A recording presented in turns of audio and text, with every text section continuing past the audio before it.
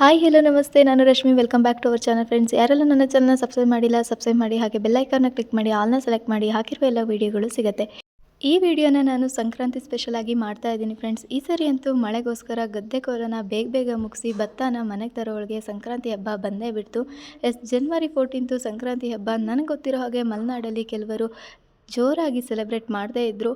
ಯಾವ ಹಬ್ಬನೂ ಹಾಗೆ ಬಿಟ್ಟಿರೋ ಮಾತೇ ಇಲ್ಲ.